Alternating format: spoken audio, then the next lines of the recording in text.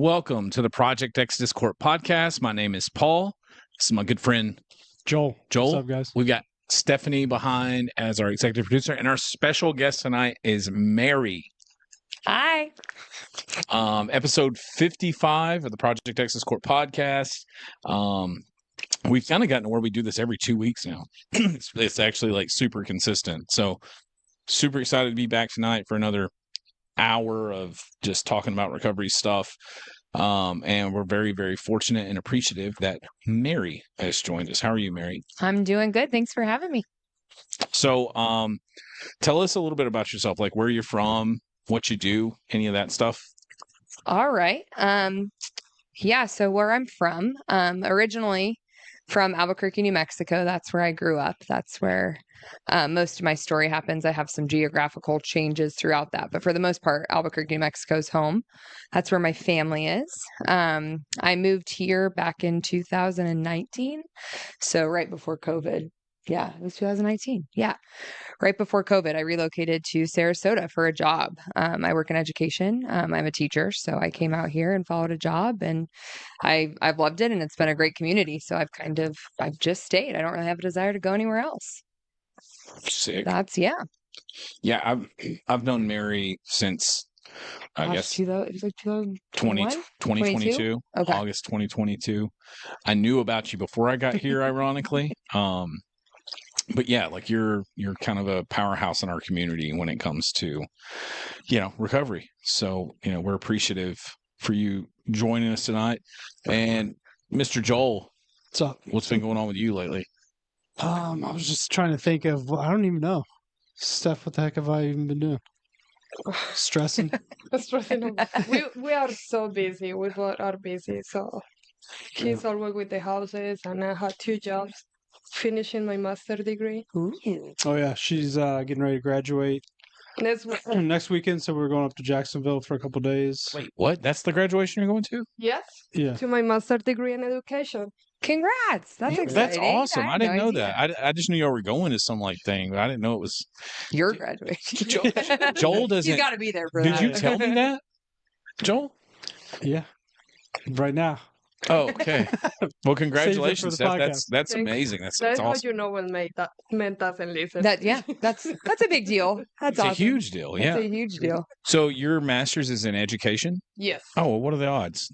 Mary's Yep. degrees in The educating. I've been in educated. education for 14 years. Oh yeah, So- I've been teaching now for God, I don't even know. Yeah, So 12 years. what 12 do you years? teach?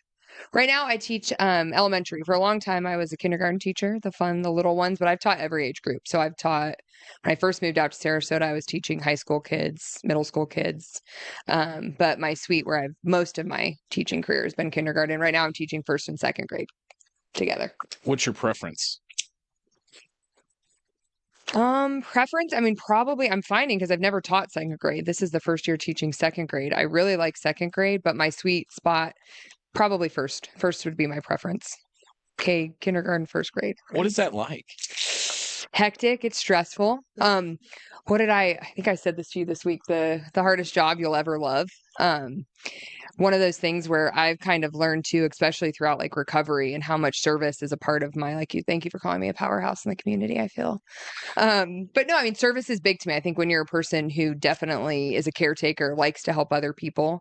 And there's a lot of that in recovery that lets me do that with other people. But in my time in sobriety, I have to realize too, like my job is service in a lot of ways. So like there's times where I had periods where I was like sponsoring a ton of women and doing things like this. I was going to houses, I was going to treatment centers, and all while I was teaching, and I was like not filling my own cup. Like all my energy was just going to other people, kids, sobriety. I mean, it was keeping me sober, but one of those things where it just was a lot where it's like, what is Mary doing for Mary? Oh, this is going to be a good episode. I Yeah. can tell already. That's Like filling your own cup. Like that sounds Yeah. like. Tell us about that. Like, Joel had mentioned like his disconnect with AA recently and meetings. Poor guy. What is a good message to someone that's maybe in early recovery about filling your own cup and not getting overextending into too many service commitments?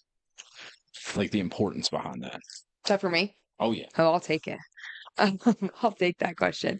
So one of the main things when I think back on like my time in recovery, and God willing, I'm coming up on 8 years in July.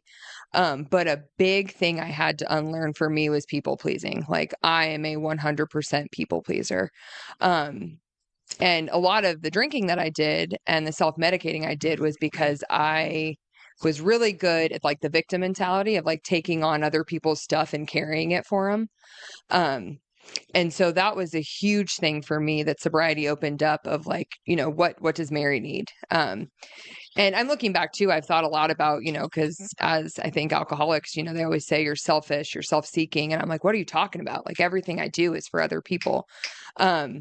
But it became selfish behavior because I would let other people, it's like if you were going through stuff, I would carry it and then you would be hurting me with your stuff.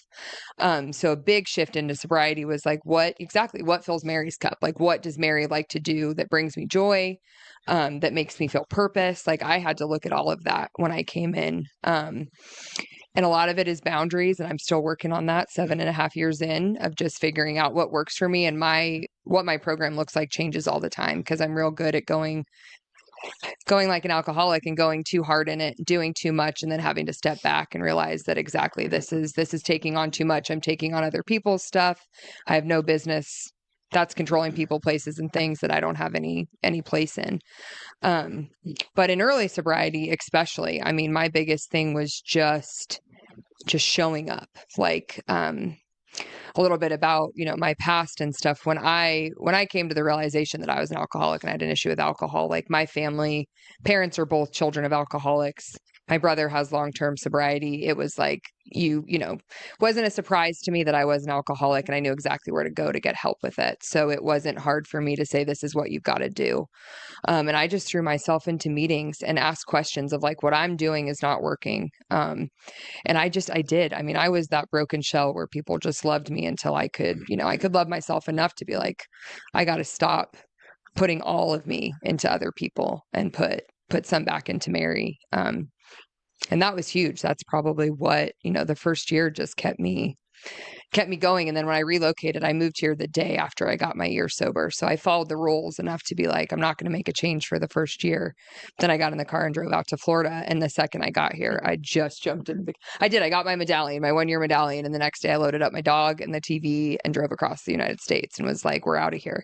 But I plugged myself in here. That was the first thing I did was like, you've got to be plugged into a program of recovery, whatever that may be. And thank goodness that's my family here. That's what the last seven years have been, is just learning this program, living this program, being around people that are in this program that are like me, that have walked in these shoes before. And, anything I've had to handle, I've pretty much been able to do it, with grace and dignity and sober. So that's awesome. Yeah. One thing that you said was you're learning boundaries. Oh yeah. So explain to, anyone listening, explain to me, like, what are boundaries, and like, how do you practice that? Like, is that something you kind of just experience in the moment, or is it something you have to really kind of think about how to set boundaries leading up to moments to possibly set boundaries? I think it comes from both. I think there's a lot of proactivity in it where I've learned to set boundaries off the start. So I'm not having to have harder conversations down the road and having to letting myself, those boundaries be set beforehand. So I'm not having to set ones later that have already been crossed. But for me, the big thing with boundaries and the big work I've done around it, obviously coming into Alcoholics Anonymous, was a lot of finding, a higher power. I always knew I wasn't God. I wasn't a higher power. But to have somebody have, something bigger than me that I relied on. And through that, I've found that boundaries for me and the way I look at them. And of course, I've seeked outside help on a lot of boundary work. But most of the time when a boundary needs to be set, it's pretty, through conversations with my higher power and just in here. My higher power lives in me. I'm able to know, all right, this isn't right. I need to set a boundary around this. I need to, whatever it may be. lost my train of thought there. But yeah, boundary work for me has been probably one of the hardest things. Like, and I'm constantly doing it. Even right now, I'm reading a book that's all about boundaries, and staying authentic to yourself. And like my my background on my phone right now is a picture of me when I'm 3. And this whole challenge this week is to ask myself, when I'm in situations, am I honoring that 3-year-old girl in this picture? Because that's my authentic self.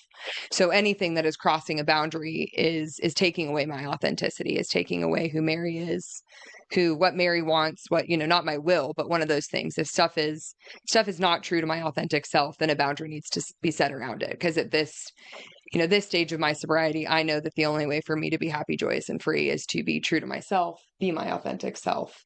And I've spent so long. I mean, I got sober at 30. So, I mean, it was 30 years of just shape shifting into whatever the world needed me to be. So like these last 8 years have really just been like, what is authentic Mary? What is Mary and her higher power? And if it's anything that's not in that, then I have to set a boundary around it, whether it's, it can be as simple as like, no, that doesn't work for me. It can be work boundaries. There's so many different boundaries I've had to set in all the different communities and areas of my life I'm a part of. But it's really just stuff. Boundaries for me are making sure that nothing I do allows other things to get in and take away from my authentic self and my purpose and what I am doing in this life and what makes me feel, God-centered and makes me the person I authentically am. That's what boundaries are for me. I don't know if that's a good. I tried to mix in all my AA, and then there's so much therapy behind that, but we can tell she's a teacher. It's a huge umbrella. I'm learning so much just sitting here and listen. We got to have her at the meeting. That's for sure. So I guess that's so important. It's such an important part of people that have people pleasing as a character defect. That's definitely like the top character defect that I have, where Same. It's just kind of like you feel like it's in your human nature, like instinctively to just want to help. Mm-hmm. And I've learned that it's just really kind of filling a void. It's like just taking up a little bit of time in your day where you're not dealing with the things that like taking care of yourself. And it's such a looking at yourself. Yeah. It's really easy to look and help everybody around you. But Joel told me like a while back, maybe, I don't know, it may not have been Joel, but probably was. He was like, can you just sit alone by yourself within a room with you and God? Was that you? Yeah. It sounds like something. Yeah. It sounds like something you'd say.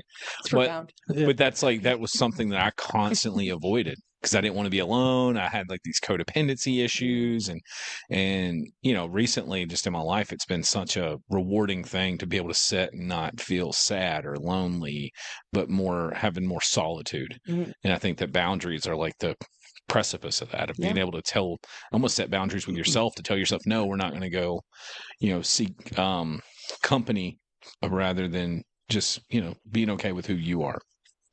What do you got, Joel? Yeah, I mean, I think that's like if I look at the underlying layer of like people pleasing, like a lot of times I'll be people pleasing and it's to deep down, like I'll say it's about helping someone, but it's really about some kind of external validation, like making myself helping them, but kind of getting that validation from them at the same time. You know what I mean? And we'll just call it, we look at it sometimes as sacrificing us for someone else, but I think there's some personal attachment issues in there. Mm-hmm. And codependency, that's a big one you said. I mean, that's something. So what's recovery look like today for you? Today, I mean, it's changing, but a lot of the time I call them my moments where I have to come back as a newcomer. And I'm sort of in that phase of another new coming moment in my recovery.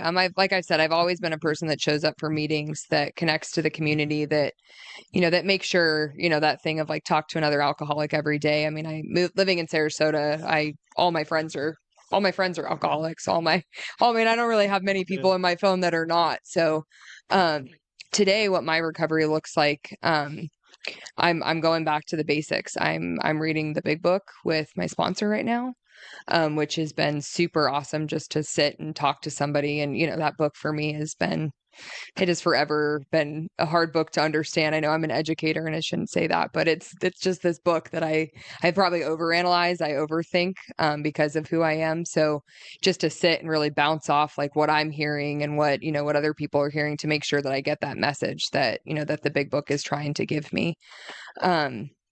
I wake up every morning and the first thing I do is put pen to paper. And I write down, you know, I focus on one of the spiritual principles that I'm going to put in my life that day. I do a lot of work with my stuff with, you know, boundaries and codependencies and things like that of what are, you know, what are going to help me stay in my authentic, true self that day, what I'm going to let go of that I have no business being, and what I'm going to give to God.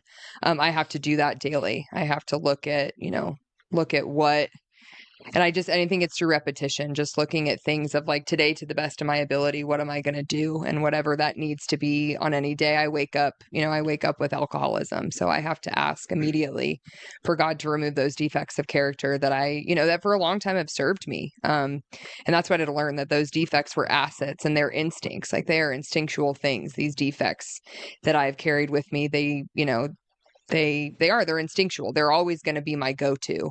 But if I just change how I do things a little bit, talk to another person, then they might, they might always be the first thing, but I can usually look back and say, that's not a good, that's not who Mary is anymore. That instinct is not who Mary is today, and can go down the list and find the thing that's going to, help me handle situations in ways that used to baffle me, in ways I didn't know how to before. And that, with Paul saying the people pleasing thing is so it's so deep seated in me, as a middle child, like all these things, the peacekeeper of the family, like that's what I identified as for like a really long time. And I didn't have to sit with myself if I was helping everybody else. And like, this has been this chapter of recovery, being away from my family. My sister's going through a divorce, just some stuff where I want to get in and I want to fix it. Like I want to fix everything. I want to be there for my nephews. I want to step up. I want to do it for them so that these people in my life that I love don't have to hurt. But in turn, then, I would be, losing myself. My life is here.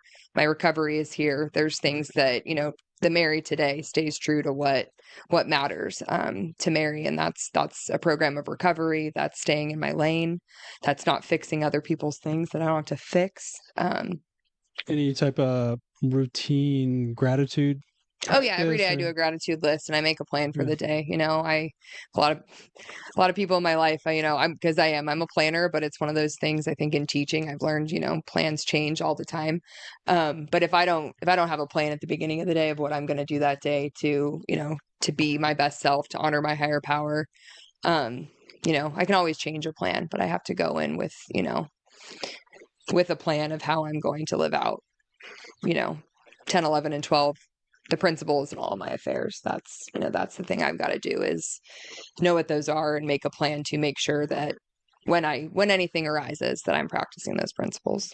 What would you recommend? We got a lot of newcomers in the houses. Oh yeah. What would you recommend? I know a lot of one of the big things we're challenging them to go to meetings and get sponsors. They genuinely feel like they don't need it. Yeah. Yeah, I mean, they feel like they're different than the people in the meetings. Maybe better, maybe worse. Mhm. Like what's a strategy or jeez. Any recommendations on how to? We were talking about that right before we started this. It's like that, that early sobriety. I mean, I was so scared that, those things that people told me to do, get a sponsor, talk to other alcoholics, go to meetings, and I never thought that. But when you've reached a point of desperation that what you were doing is not working and you don't want to go back there, you'll do what anybody suggests. And I didn't have any experience in halfway houses. I did an outpatient program, but I was little like Miss AA in my outpatient program. Like these people, a lot of them they were going through an outpatient program for alcoholism and drug addiction, but they weren't going to AA meetings. And that to me, I'm like, that's the real bread and butter of this deal is to do a program. And so I was driving people all over to AA meetings and things like that. But for newcomers, it's one of those things. I just had to sit and listen. And I think too, these days, if I look back at the program of recovery of AA, of how it's changed over the years, like that was, how many years ago, if you didn't have a sponsor, like that was just not, that wasn't Yeah. acceptable. Like, I don't mean to be, but it's like, that's to work this program, you get a sponsor and you work the steps. Like that's what you do if you really want this thing. So I'm sure there's there's ego involved in that. And ego wasn't a big thing for me in the beginning. I was very broken down enough to be like, you tell me to get a sponsor, I'm going to get a sponsor. I'm going to work the steps because I wanted to feel better. But if those are all things that you're kind of on the fence about, I mean, I think just going to meetings and talking to people, and when you start to realize that this is not something you have to do on your own, praying for that, to be willing. I mean, that's just, you got to Yeah. be willing. That's where willingness comes in for me. Was there a moment? I had like brief moments here and there, kind of sprinkled in, where like I finally felt the program. I was like, oh, okay, Yeah. fine, I'm gonna stick around. Like like something would hit you, and maybe an entire month would go by, and then I'd get hit in the middle of a meeting or a moment or something where I'm just connecting with people, and I'm like, all right, I'm signing up for another month of this. Like, is there something big that happened, or was it just subtle things that kept you connected? Or I mean, I think it was subtle. I think a big thing, like I've said, my family, it's not, we have had many members of Alcoholics Anonymous along the way in my family. So, to me, I mean, there's been those moments for me, those personal ones, but it was always, you stick it out. I remember the beginning, and I had a lot of stuff. My brother was already in the program, and he's like, Mary, just don't panic when they say that God word. Like, just don't panic. Because that was my big hang up at that time. He's like, just don't freak out. And he knew me well enough to be like, just sit down and listen. And you will get more comfortable. You will get there. And all those moments that I've had along the way of, like, I can explain any of the last hard moments, the really hard times of lifing in the last 8 years. Now my instincts are to call up another alcoholic and do it with them. So somewhere along the way, it switched to this is what you do. You don't have to do it alone. And I've had those periods, I'm sure you guys, I think everybody has, but of those times I haven't been as involved in AA or in programs, going to meetings as much as I should. And if I look back and I'm honest with myself, like those were tougher chapters of my life. And there's a reason for that. Like, if I wasn't helping other people, talking to my sponsor, those were all moments I looked at that I was not happy, joyous, and free. And I was not in a good place mentally and emotionally. Did you only have one sponsor the whole time, or did you? I've had many. I've had 4 at this point. So I had the Did you sponsor. choose them? I You did. go- Yeah, you went I up to did. them? I went up Good to deal. every Good deal. sponsor I've had and said, Did "Will you you be my sponsor?" Fire sponsors? I mean, one of my sponsors was the one I worked with in Albuquerque that I did my first time through the steps with, and just naturally moving here, it's like you're going to get a sponsor locally. So you did 3 here? You're on your 3 third? here, and those, I guess, never firing, but that's the other thing too. This Mary that's able to have hard conversations and do them kind and graceful, of like, thank you for all the time and everything you've taught me, but this is where my recovery is taking me, and I'm going to honor that. I'm going to listen to that. And I've had to recently, to be completely transparent, my current sponsor was like, I feel like I'm just your sponsor by name. Like, I'm not doing stuff for you. And I'm so grateful that I have, and that was enough to kick me into, like, you're right, I'm not doing the deal. And old Mary probably would have been like, you don't know anything, I'm going to go find me a new sponsor that's going to give me a permission slip to keep doing what I'm doing. Screw that. Like, who are you? But that, even at 7.5 years sobriety, that was like, that's scary enough for me to be like, thank you, you're right, I'm not walking the walk, and thank you for being that person in my life that tells me that, and I need to check myself. What keeps you from not walking the walk? Just like you feel like you don't need it, the pressure, the pain? Yeah, I mean, the not walking the walk is usually just me running on my own self-will. Yeah. That feeling of, that I can't say I ever experienced in early sobriety. It wasn't until probably a little farther along that, I got this. But every time Mary says, I've got this, I mean, most dangerous thing I can say is like, no, I'm different. That doesn't apply to me. Right. Because it usually always does, as an alcoholic, apply to me for the most part. Yeah. It's like the scariest Yeah. moment, starting to feel like you're normal. Like Mhm. you're Yeah. yeah. Yeah. And then that ability as an alcoholic to function in pure chaos is just like, but I don't need to live that way anymore. And if I'm able to get away from it long enough and I know a program of action that brings me peace, that lets me sit with myself, that stuff that 10 years ago I would have been like, nope, I have no interest in it. And today that's all I want is that inner peace, that relationship with me and a higher power. That's the best thing I've found. Speaking of relationships, I don't know. I've never we had waited any. 30 minutes for it to slide this in. What- Please. What's your thoughts on dating in the recovery community? You've done some. I've done some. I've done not some. Since the people pleasing seems to be the whole umbrella of where my thought process has taken me tonight, that definitely carries over to my relationships in the form of, you show me your red flags, I tell you I'm gonna fix them. Like, what kind of red flags you think you can fix? I mean, red flags are that especially when people are in recovery, that ability to find men that are in vulnerable situations. And I have to call myself out on that today, but like to not have business dating people that are in earlier sobriety, that still I know are on a journey. And I don't think anybody's journey is obviously linear. And I was not a person who didn't date in my first year.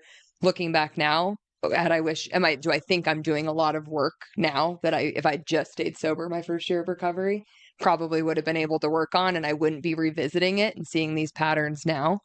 But shoulda, woulda, coulda. I'm just glad I stayed sober through all of it.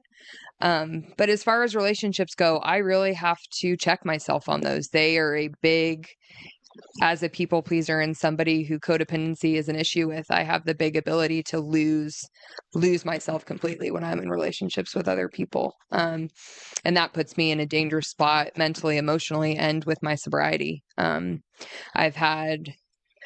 I've dated people who, I remember when I came in and I did when I did my step work with my first sponsor, my big hard boundary around it was I can date an alcoholic who is in recovery, and I can date somebody who is not an alcoholic. But what I can't date is somebody who is an alcoholic and is using or drinking. And every person I have dated in sobriety at one point has been an active alcoholic or in addiction, with sense of sobriety. But I mean, too, where I just looking at that when somebody knows or has recognized, or I know that they're an alcoholic and an addict and they are actively using and not working a program of recovery, that's just not something I have any business being around as a woman who's in not long-term sobriety, but has worked really hard to get quite a few 24 hours under my belt.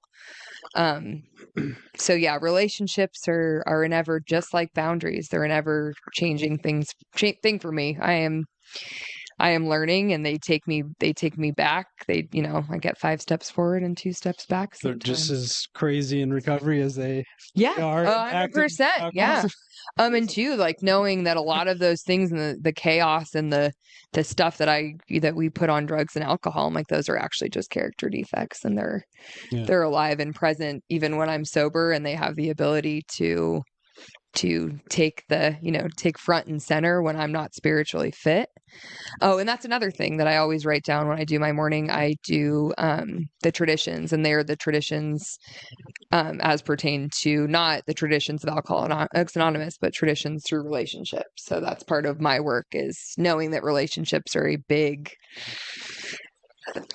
gray area for me, that I really have to look at those too on a daily basis. I have to look at the relationships that I have, not just romantic relationships, but how, am I taking care of myself? Are they, am I losing myself in them? Is it something that, am I still my own person? Is this relationship, am I emotionally independent in it? Am I dependent on it? Those are all things I have to check myself on daily. Is your home group still on Wednesday night? I'm actually, no, my home group YPG was my home group for a long time. And then it was the Rose group, which is a women's meeting. Shout out to those ladies who were Saturday night? No, that's on Tuesday nights. Okay. And those women, those were like the first women I ever got plugged in with when I moved to Sarasota, and like didn't know anybody, those women. And like you go in that room and like all of them have like 40 plus years Yeah, of yeah. sobriety. That's like the So- equivalent to our Monday Yeah, night. Yeah, So- exactly. It is. It's very similar. Where those Tuesday night women, women. it's and like the things, the things they say, I'm just like half of the time I'm like, duh. Like they are just those women know what they're doing, and they 100% took me under their wing. You still do Here. the Saturday night speaker? I do go to Saturday night speaker a lot. I've been doing OMD a lot more. Yeah. On Saturday nights? That is on Saturday And nights. Tuesday, Thursday? Or something? Yeah, I'm doing it a big, huge thing that has changed my recovery is work with emotional sobriety. I don't know if you guys are familiar with emotional So, sobriety. yeah, because Yeah. they do that extra. It's kind of like a class or It is. extra It's a meeting? workshop. Yeah, It's yeah. not. It's Like a 10 not. week or But that has been a huge thing for me. My current sponsor, has was doing emotional sobriety and was like, "Come check this out." And that's every Tuesday night, at 6:00.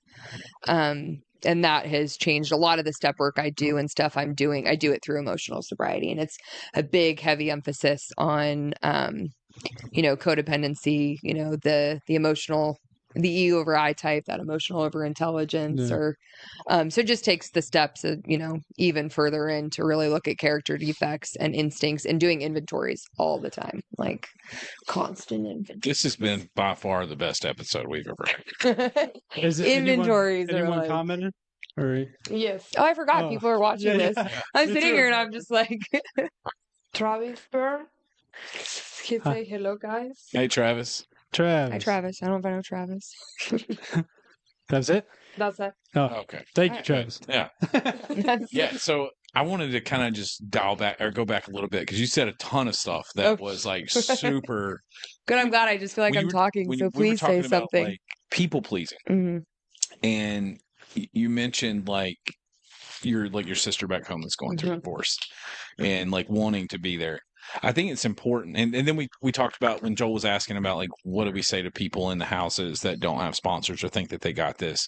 I think there's an important thing to note about like control in the fact that you kind of just have to let them go through it Mhm. because people pleasing actually robs them from the experience of kind of going through the pain and going through the hurt or going through the failure of, a lot of people that do get sober after years of thinking they knew they could do it without meetings and without sponsors. It's like finally taking them to a point of so much pain that they are willing to have like the willingness you had Yep. where you're like, Mrs. Willingness. AA, like when I first came into recovery, I was on fire, like take me to every meeting because I too am not from here. So it's like everybody I know here is in recovery.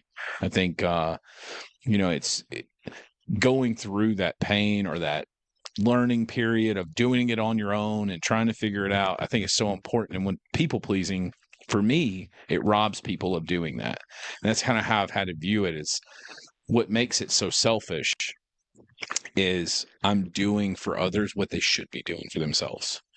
And Which is, you're playing God in that moment. I mean, that's Yeah, the I'm trying to higher be in power. control. I'm literally doing for you what you can't do for yourself, Yeah, and I have no business. having like recognizing that is a control issue that I Mhm. have, Same. and I'm not being noble in any sense or helping them in any sense that's really going to benefit them long term.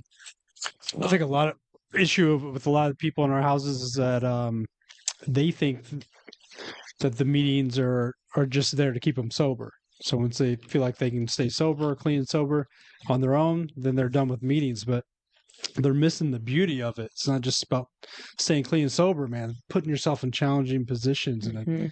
and challenging all those character defects, and you know what I mean. There's a lot of like my whole program. Like I haven't had a fear of drinking or using for years now.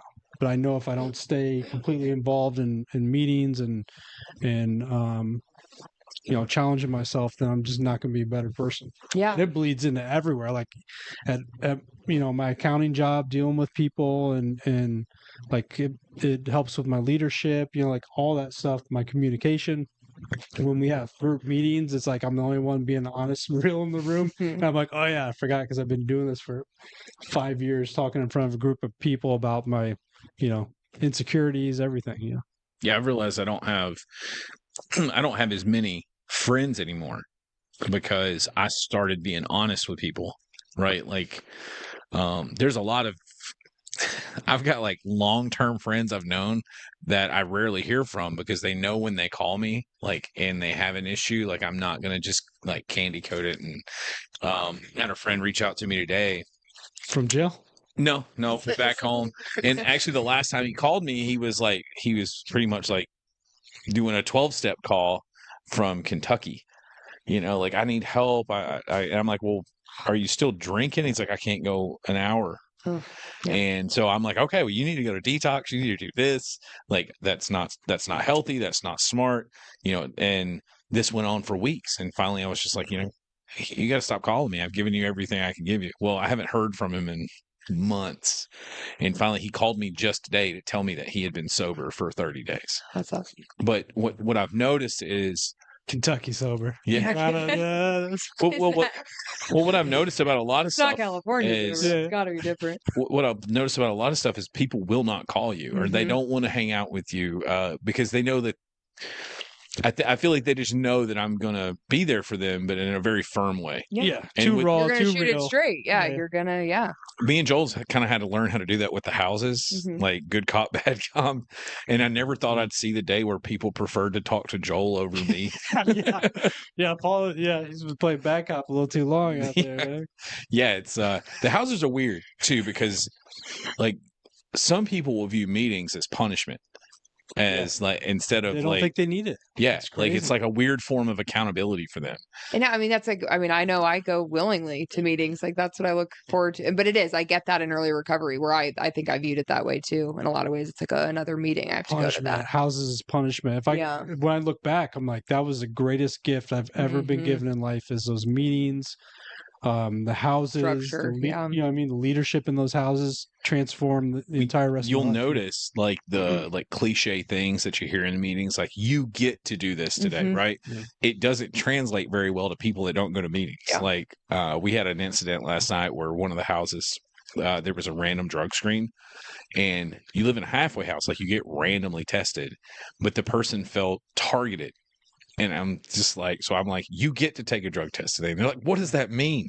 And I'm like, well, like your decisions led you to this point. You should be thankful that you're in this situation. And, long story short, it's really hard to communicate recovery to people that aren't working a program of recovery. And that's frustrating because that how beneficial it would be to them. Oh yeah, I mean, in thinking too, like what you were saying with like people in early recovery and halfway houses, things like that. Like to this day, I don't learn anything without getting really uncomfortable. So if but I can't imagine walking into sobriety having any, because there is so much. I mean, there's so much to learn. There's so much to choose from, to figure out. But if I had to do that without a sponsor, like that would just I mean, to me, I feel like it would make it so much more overwhelming. Like, thank goodness I had these women along the way that like kind of spoon fed it to me.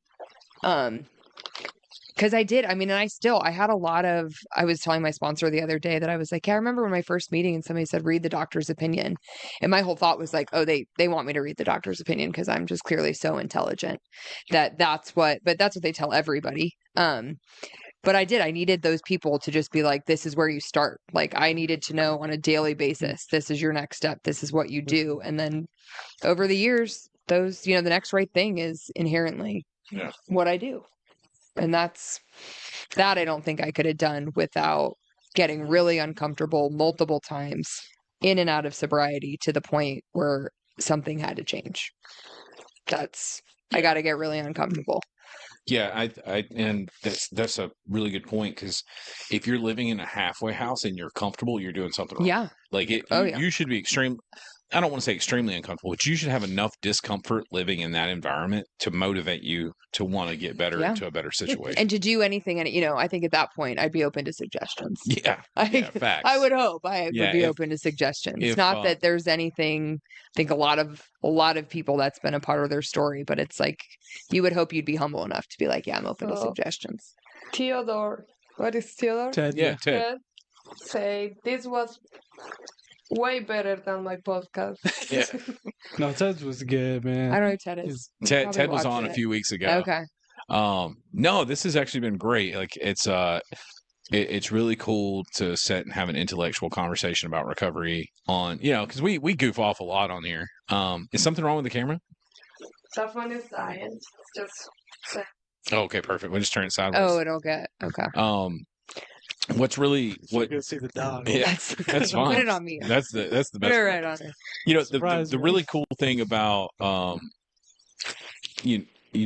with the recovery homes and working with people in early recovery is it has helped my recovery so much, where there's a difference between serving and pleasing people, right? Like we have we call it junkie stunt, like where there's people just trying to get another handout. Yeah.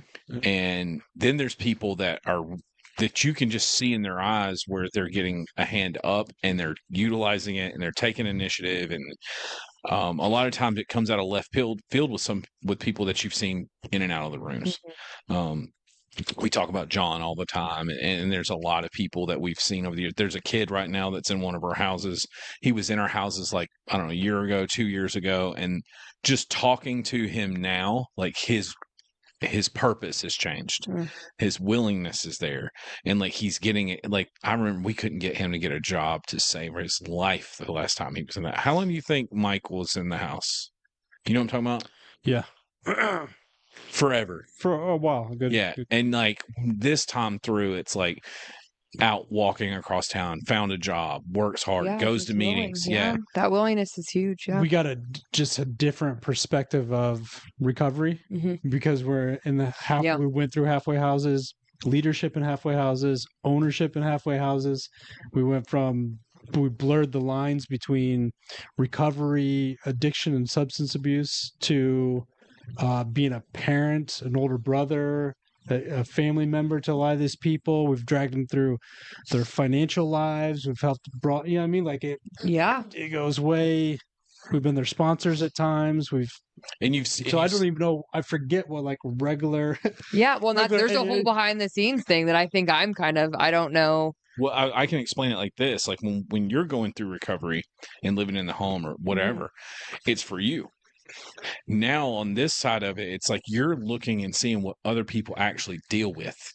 And it made me feel like, oh, I didn't have it that bad. Like when you see someone that's like dual diagnosis, dealing with mental health, or like maybe they're dealing with a death in the family, or they're dealing with not only substance abuse, but maybe their kids are involved in the sense that they're trying to get reacquainted with them. You just see all these different varieties of recovery and what different people go to, and then you also get to see what works for them. And one of the core things is sponsorship and meetings, right? Like I don't think that we've seen anybody have long-term success that didn't have some form of a 12-step recovery program involved. It's so then it also takes on a new life when you're talking to people, because you almost feel arrogant when you're like, I hate looking at people like, trust me. Yeah. But it's just the truth. Like one thing is, like, we have this mandatory meeting on Wednesday nights. It always kind of irks me when someone calls to tell me they can't make it because they don't have a ride, and then you get to the meeting and you watch some guy ride his bike across town, or left his work shift on his lunch break just to come to the meeting to go back to work. Like, so your patient grows thin with petty things, but you also have to have enough patience and grace with those people to know that they're, they may just be scared, or they may have some insecurities or irrational fears about how to approach these things. And it's complicated, but it's also very informative to my own personal journey. Yeah. Well, I mean, I think too, I'm really grateful. I mean, I have to plug into, I'm chairing the beginners meeting this month, and it's like YPG for a long time there's a lot of newcomers that come into that meeting, and young people, but to remember that, to, not that I forget it, but it's to make sure I don't forget it. That early sobriety and what that looked like. Because if you don't, that it's really easy to forget, but you guys, you are like the service you do on a daily basis that takes you right back to the beginning with a lot of people, over and over again. I think I can't necessarily imagine, but it's in my program in a different way. It's Yeah. beginners meetings, any sponsee that I've had, or, there's usually certain meetings. I'm not going to go get a sponsee at, a meeting where all women, I'm the one with the least sobriety there. So making sure too that I'm in places where I can be helpful to newcomers and be of service and exactly give people grace, knowing that, it's a hard thing to do and it's an uncomfortable place to be. But to know enough to offer suggestions of this is what works if you really want it. Yeah. Like soaking up this pocket of time Mm-hmm. where it's 8 years of recovery or 5 or 4 or whatever, like really soaking up like and living in that moment where I pray that I make it to 40 years of sobriety one day so I can be that person in the room that just raises their hand and says, keep it simple. Yeah. Right. And Yeah. that's So it. 5 words and drop the mic. Yeah. But also to those listening that are in their first 30, 60 days, be that person that shows up and gets that service commitment as the coffee Yeah. maker or the door greeter, or be that person at 3-4 years that's doing the service commitments or involved in H&I and really taking an opportunity to live in that moment, because it's such a beautiful thing to experience. And I'm super grateful for the opportunity to work in the homes, and but it comes with having like unspoken boundaries. Like there's just certain days where I don't want to say my phone's off, but I'm unavailable. Yeah. And I have to do that. How many houses do you guys have now? How many? 8. 8? And how many women? How many men? One. There's one women's. Yeah. Okay. It's the biggest house. It's one too many. It's the biggest one. Yes. Okay. A lot of rack. Yeah, there's 17 girls. Shout that out live in- female house. What's Yeah, up? no, they're great. Shout out Nikki and Cindy and Oh, that's awesome. all the Yeah. girls over there. But it is weird. Like it's sponsorship on it's just a weird I mean, we know where you sleep, where you work, Mhm. where you Yeah. it's it just changed. Like it got overwhelming. It took a new turn. And so, do you guys? You sponsor guys in the house, or is that? I did for a long Okay. time, and then it just got it's like, when was I not sponsoring some? They all kind of just line up as to some degree. It just gets messy. Mhm. It's so weird because you will be sitting in a moment where like you show up to a house and there's a guy that walks up and says, "Can you be my sponsor?" And you internally want to. My rule of thumb is I don't, because I want them to go to a meeting and get Mhm. one. I feel like sometimes I'm robbing them of the The whole experience. yeah.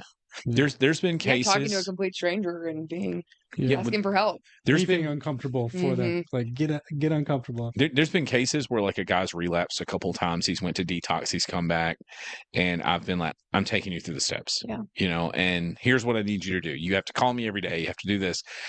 And what I've experienced is, like, I don't know if it's more common than not, they don't call you. So it also kind of wears on you. So I've just kind of like made it a rule of thumb, like I don't sponsor people in the homes. Now, if they lived in a different halfway house that I wasn't involved in, probably. I mean, think of how uncomfortable going into a meeting and getting a sponsor is to some of these people that will watch them relapse, get disqualified out into the streets or into a program. They'll come back, same thing over and over. We'll see them at the Salvation Army. We'll see them in jail. We'll see them at Restore program. We'll see them back in the house, in another house, back to the streets, back to calling us from jail, repeating the whole process. And we're like, are you sure you don't want to go to a meeting, get a home group, and get a sponsor? Try this. Like, I will. It's like, Yeah. We're 6 years into this. Yes. I seen a guy the other day at one of the recovery like detoxes in town, and the long-term one, I don't want to say because they'll know who it is, but he's lived in our houses off and on over the last couple years, and he like walks up to me, he's like, I got it this time. And I'm like, oh yeah. He's like, it was the spiritual aspect, I didn't go to church, I didn't have this, like, just and I'm like, okay, it like, wasn't. I didn't get honest and uncomfortable. It was the spiritual. Yeah. yeah. I was doing it back when I was sponsoring a lot of women. I take a meeting into. I guess it's not called First Step anymore. Light Share. Yep. Yeah. Either way, but I'm that person. I was there like 4 nights a week. I'm bringing like step work. I'm doing all this, and then it crushed my soul a lot when those women would go out there and go immediately. Yeah. So and then you're constantly starting back over in the first couple of steps. Yeah. Like I would get so excited when I would sponsor someone and we start getting to step 9. Yeah. When we start Into and like it's just like the hamster wheel. It's like, you know, Mhm. then it's like, oh, they go back out and you don't hear from them. So you have to go find a new sponsor and take them through the steps. I'm like, I want to go through. Yeah, all the way. Let's Yeah, get let's to do it. Yeah. But yeah, has it been an hour already? Really? 51 minutes. Okay, so Oh. we got 9 left. All right, so let's See how everything has to be an hour too? Like a I podcast? think we live our life in hour time frames. Yeah. It's 1 hour at a time. I mean, if the first AA meeting was just 50 minutes for whatever reason, Yeah. you know, think of all those extra 10 minutes. Could So- you imagine if they were 2 hours and we have like, thank Oh, gosh they yeah. were 2 hours or what? would I- they wouldn't exist. No, No, that's, it's- nobody can do anything Oh, for my 2 goodness. hours. Everyone's always Not showing up today. late. Yeah. Yeah, Not this day and age. we've always kind of done the podcast for an hour. Mhm. There are times where like somebody just runs over. We don't like cut them off or anything, but Yeah. So let's shift gears. Let's talk about something maybe not recovery related. Okay. You had a bike accident. Oh, You want to tell us about it? please, because the world needs to hear this. Yeah, I'd love to. Yeah, I got on an electric bike. I can't say I've ridden many. I've dabbled. And as we're sitting here being like, God, the day I think I know it all, I got on this electric bike and I'm pretty sure I was an expert right away. And I It's a figured bike, out, right? huh? It's a bike. It's a bike. Yeah, Yeah. I've been riding bikes, all my life. But I did. I was on Weber and I hit a curb and it just threw me over the handlebars. Landed on my didn't elbow. see the curb or Huh. No, I mean, I saw it, I guess. I mean, it was a curb, but they're really thin. And the way I had my pedals, I didn't apparently have them up. I had one down and that pedal caught it yeah. and threw me. Yeah. I didn't go into the street or anything. I lost a little faith in humanity because like nobody stopped on Weber. And I was just like, I know today that I've done enough work on myself that if I saw somebody fling off their bike on Yeah. Weber, I would pull over and ask Sarasota if they're happens okay. every but- day on Weber over there. Yeah. I guess that was probably one of many that people saw that day. Yeah. But I did, my AirPod flew out of my ear, and the one silver lining of this whole thing is that I didn't know I could find my AirPod with my phone because Yeah. it went and flung and like got buried. So I mean, I stood out Nice. there and like and a you metal. can like no. Yeah, and it found it. so- I had to bury it out, but I got my AirPod. Oh back. my god, you're all bloody in the Yeah, car. I am. I'm a can. Yeah, I'm It's like crying, and I'm- but I This found is the air. Yeah, I found the Standard AirPod. Weber type behavior. And it Wow. was, I mean, it was swollen. And it was, of course, like a week at work. We had this whole like huge, my kids, like the whole school puts on a market and we do money for charity and it's amazing. But it's like the worst week I possibly could have been injured because I had to do a ton of physical labor and like my kids set up a shop. So, I mean, I just probably made it worse. I kind of just pretended it and I'm still dealing with it. It's been like a month and It's a a half pretty now. serious injury, wasn't it? Yeah. Oh, yeah. What was I it? didn't break anything. Was your tricep? Tricep. I think a partial tear in my tricep. So I'm at the point now where, I mean, I'm trying to I iced, I did a lot of rest, things like that, but I'm deciding physical therapy, what's next. But you're extremely active. Very. Yeah, like Yeah. you, I mean, I don't sit down for the like recently. Didn't you recently do like that? What was it? 75. 75 hard. Yeah. And Well, I mean, those are all things like I've always played sports all my life. And so I wouldn't even, if I'm not doing something that is active and moving my body, then my head just completely, I mean, I go crazy. So like with soccer for a long time, that was where all my discipline came from. Then I played kickball, traveled and literally played kickball all over the country. Drank a lot along the way. And so now in sobriety, I'm finding those avenues, but of course I wouldn't feel comfortable going and like playing in a kickball league where everybody's drinking and no, it's just not, it doesn't sound appealing. I'll tell you. So, I don't know. Within the last year, there was. I don't know if you heard this, but like we went out to a nightclub together. Who? Me, Joel. Oh, Yeah. Did Uh, we? Yeah, we did. Yeah, to a couple couple. times. Yeah. So there for the longest time on the podcast, Joel would talk about how what. 2 times. Yeah. times? Oh, you went Remember. twice. Okay. So Yeah. so like, I don't remember how the conversation got brought up, but Joel had mentioned like going out like dancing. Was that your birthday?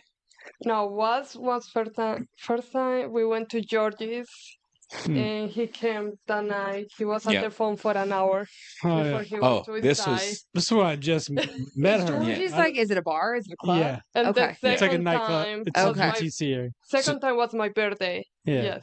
So for context, like we would talk on the podcast and he would bring up going out to like the dance clubs. Mhm. And I would always make comments like, that sounds terrible. It sounds miserable. Like, why would I want to go and surround myself with people drinking and all this? The women, And man. and he was, Beautiful women. What are you talking about? but he would make this comment. He's like, I'm doing all these steps. Like I should be practicing these and Mhm. like putting myself in uncomfortable situations. And so we just, he's like, don't knock it till you try it. So I'm like, all right, cool. You know, like I'll get out. And we went, and the experience, the best way I know to explain it was I was not tempted to drink at all. Mhm. It was, at first, it was so uncomfortable because, like, I'm setting, what were we drinking? Like club soda? Oh, that's Diet Coke. Diet Cokes. Hey, Yeah. what else? But we like left Those are on there. fire, man. We left there and we went downtown and like we went into this one place. What was it called? That's like Molly's. And I'm a big dude. Like we're like squeezing through these tight crowds of people. Oh. They go It's all- like it's like a college bar, you know. It's Oh, just okay. stand up and scream at each Yeah. other. like, but for- it for like a hallway. we've all been in those Hallway. situations. Oh, yeah. like, and so going back and like just viewing it through the lens of sobriety, it was like Oh yeah, I used to be that guy, like begging the bartender to like get me a drink, and it's all Yeah. congested, and you're shoulder to shoulder, and everything's overpriced, and just yelling at each other, Yeah. over the music until you're drunk. That sounds terrible. but you're there. yeah. Yeah. No. And so I realized too, like it's like there's no place for me in this. No. It doesn't mean that I can't go there and like, you know, be present. But I'm looking down not looking down my nose at people, but I'm like looking at myself like, oh, well, I've proven that there's nothing for me here. At See, least at my this present. brother's got more time than me. He's gonna 12, 13 years. I can't even remember. And he's younger than me, so he's just like an overachiever through and through. But he is at the bars every weekend, Yeah. sober at the bars. I mean, he lives in a college town. He lives in Oxford, Mississippi, and that's what people do. But I'm like, I can't imagine. But he dances, he does all of it, and it's just not. Well, I think of like where that would apply in like other areas of my life, like going on a fishing charter with buddies that do drink, Yeah. or people Mhm. that are there drinking, or Yeah. like it doesn't make me feel uncomfortable. It doesn't make me think that anyone's worse than me or I'm better than Mhm. them. It's like very humbling to just be present in those environments. But it was it was extremely intimidating at first. Mhm. Cause I'm like, okay, let me get dressed up and like, and then I'd sit in the car forever. Like, like, yes. Yeah. I The just, second time we went for Well, it takes you right back to the original spot of like drinking. Like, here's a social event. Yeah. I'm uncomfortable as hell, and I've got this tool I'm going to use to take the edge off. You know Well, what I yeah, mean? you And drink you don't before got even that went. tool. You don't You have got it. that So tool. you're going, yeah. So you have to get it as Raw dogging uncomfortable, it. you know, That's- like until it gets normal. You know what I mean? We went. Did we go? We went to what? Cascanel. Cascavel like 2 weeks ago. Yeah. Like we don't like that. Well, that doesn't even feel like you're going out because there's so many like old timers. Like if you get out of there before 11, you know, downtown, Yeah. it doesn't feel. It just feels like It's you're. not like a party. It's It- just at Yeah. 11, the It's switch is just 11 a when it band becomes. and Yeah, there's Yeah. live music and there's people, but it gets sloppy and rowdy. Oh, these old people, they getting drunk. They were Yeah, I mean- crazy. See, like I like live music and I'll do, but Yeah. I guess too, like I'm Sarasota. I'm very okay with like most stuff shuts down at 8 o'clock. Like Yeah. I always say, there's an 87-year-old woman inside of me that's just like Yeah. Can you go to the bathroom without? Yeah. After 11, it's like everyone's Like, it doing just drugs in the flips. bathroom. It starts getting rowdy. People start kind of getting in fights, and It's like, Was there any fun in watching that? Like, Yeah, it was watching people hilarious. turn sloppy. I could feel like that could be well, entertaining. what was hilarious to me was like I would sit there and like I knew exactly what was going on Mhm. as these two dudes went to the bathroom to Yeah. get like, you know, it's like but now in Cascavel, like, for example, they have security, 2 security guys in the back. And you just can go just one. at yeah, a but time they're in the the back. security yeah, guys they are rip the door off, and Yeah. they made it Yeah. no fun Yeah. to do. Yeah, but drugs the, there. just for clarity, the security police. the Yeah. security guy was selling the drugs Yeah, to the guys. that were there. know your audience. Yeah. Why don't you make They- this? you slip a security guy $5, where's he'll the watch your freaking- back for you. Yeah. You know, That's- On top of the chairs, they put you down. Yeah, What do They you mean? get the lion, get down. Sarasota, get it See, together, I was man. like a dive bar girl, so Yeah. it makes perfect sense. Like even in the towns I've lived in, like I was usually with on average age of like 60 to Yeah. like I didn't go to like clubs and go downtown in Albuquerque. It's just it's downright dangerous. for I other ran folks. with the like you don't go to Latinos. dance clubs unless I mean there's I love Bloods, that, there's Crips, so- like you don't do that. Yeah. I love them. So That's see, yeah. Yeah. I took a meeting this weekend into a house of women, and like one of the women was graduating, and she's like, I went dancing, and it was amazing, and I'm just sitting there where I'm like,